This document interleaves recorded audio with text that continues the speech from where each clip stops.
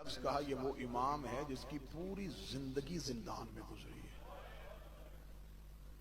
اب آپ لوگ پوچھیں گے زندان میں امام کی زندگی کیسے گزری؟ امام مدینہ رہنے والے تھے، سامرہ بلایا گیا۔ سامرہ جس گھر میں امام کو رکھا گیا وہ گھر نہیں تھا، امام کا زندان تھا۔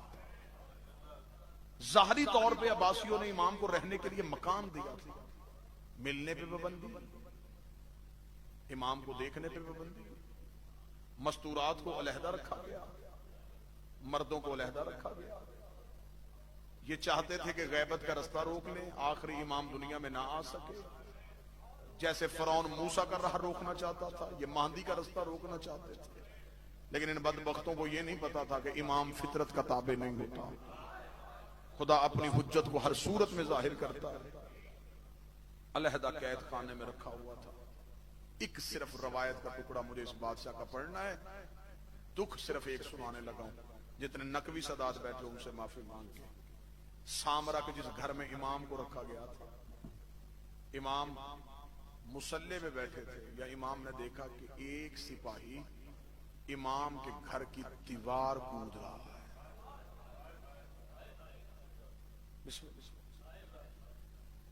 مصحف پڑھنے والے ہیں بھائی علی رضا، ان کی بے ساختہ ہائے نکلی۔ میں نے صرف جملہ پڑھا کہ ایک سپاہی دیوار کود رہا تھا۔ بھائی علی رضا بطول کا دروازہ جلانے کے بعد ان کے ذہن سے خوف ختم ہو گیا۔ انہوں نے امام جعفر صادق کے گھر کو بھی آگ لگائی تھی۔ جو یہ دیوار کودا ہے نا تو امام حسن عسکری رو پڑے، امام علی نگی رو پڑے۔ امام علی نگی نے رو کے کہا شرم کر، ہم اہل بیت نبوت ہے، کسی چیز کی ضرورت ہے دروازے پہ آ۔ اس نے کہا مجھے جلدی زیادہ ہے، میں دروازے پہ روک نہیں سکتا تھا۔ جیسے جملے کتاب میں لکھے ہیں غازی کے علم کی قسم میں ویسے پڑھنے لگا ہوں، میں بہت محتاط ہو کے پڑھنے لگا ہوں۔ نقوی سید بیٹھے، مجھے معاف کر دینا، میں تمہاری نکرانی اور کنیز کا بیٹا ہوں، یہ میرے بدے ہاتھ ہیں۔ میں غازی کے علم کی قسم کھائی، جیسے پڑھے میں ویسے، جیسے میں نے آنکھوں سے پڑھے ویسے سنانے لگا ہوں۔ امام نقی یوں مصلی پہ بیٹھے تھے، یہ کمینہ یوں دیوار سے نیچے آیا، اس نے کہا مجھے جلدی بڑی ہے۔ امام نے کہا تجھے کیا جلدی ہے؟ جہاں امام بیٹھے تھے اس نے یہاں سے پکڑ کے کھڑا کیا۔ اس نے امام کو کھڑا کر کے کہا، حاکم نے کہا جس حالت میں ہے اس حالت میں لے کے آ۔ حاکم نے تجھے دربار میں بلایا۔ امام نے کہا ملعون مجھے سر پہ امامہ رکھنے دے۔ اس نے کہا نہیں میرے پاس وقت نہیں ہے۔ امام نے سر پہ امامہ نہیں رکھنے دیا، اس نے امام کو پاؤں میں نعلین نہیں پہننے دی۔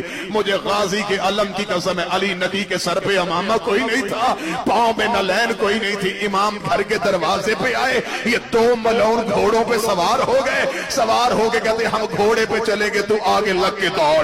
جب انہوں نے کہا نا امام نقی کو دوڑنے کا کہا، تیسری گلی کا موڑ آیا تھا، زہرا کا بیٹا گر گیا۔ انہوں نے کہا مرد ہو کے گر کیوں گیا ہے؟ امام نے کہا مجھے وقت یاد آ گیا ہے، اور مجھے تھوڑی دیر رونے دو، اور میں تو بطول کا بیٹا ہوں۔ میرا سلام حسین کی بیٹی پہ جو باپ کے قاتل کے گھوڑے کے ساتھ شام تک دوڑ دوڑ کے کہتی رہی عباس سکینہ تھک گئی۔